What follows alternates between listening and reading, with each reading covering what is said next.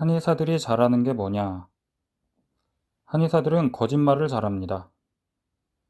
대한한의사협회는 WHO가 코로나 바이러스의 한방 치료를 권고했다고 주장했습니다. 그런데 거짓말입니다. 오히려 WHO는 홈페이지에 코로나19에 관해 하지 말아야 할 행동에 효과가 없고 해로울 수 있다며 한약 먹기를 친절하게 경고해주고 있었습니다.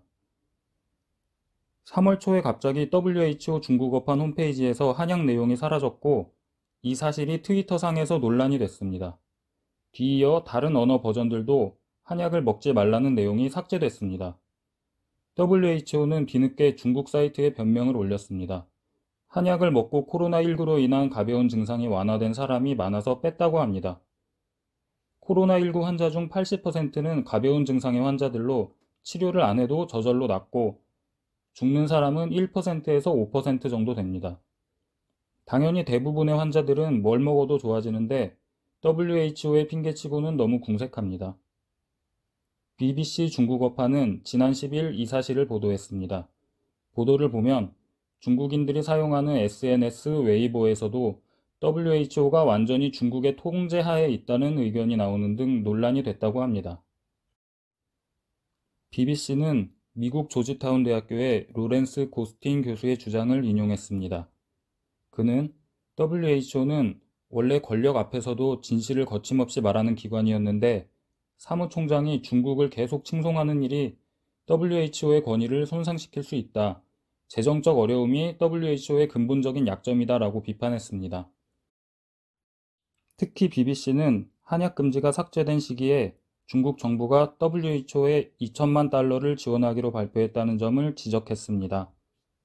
CNN도 지난 16일 중국 정부가 청폐해독탕 같은 한약을 강요하고 있고 중국 내에서조차 한약이 검증되지 않았다는 비판을 받고 있다고 소개한 기사에서 이 사실을 언급했습니다. 그리고 중국 정부가 한약을 홍보하고 1대1로에도 끼워 팔려고 하는 이유는 한의학 산업이 2017년에 비해서 2020년에 71%나 성장해 4,300억 달러에 달하는 엄청난 돈벌이가 된다는 점을 지적했습니다. CNN 기사에서 가장 인상 깊었던 부분은 한의학은 중국과 인민의 지혜가 담긴 중화 문명의 보물이라는 작년 시진핑의 발언입니다. 한의학은 음양오행이나 경락학설 같은 기본 원리부터 침, 뜸, 부항, 한약 모두 중국에서 개발된 중국산입니다. 이 논문에 나온 뽀로로의 사상체질 같은 약간의 예외가 있기는 합니다.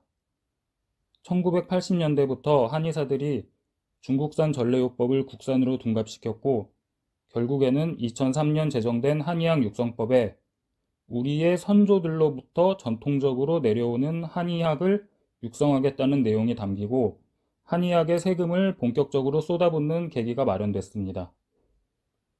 서양 사람들은 임상시험을 개발하고서 전통의학을 검증했는데 환자에게 도움이 되지 않는다는 사실이 밝혀지자 폐기시키고 현대의학을 발전시켰습니다.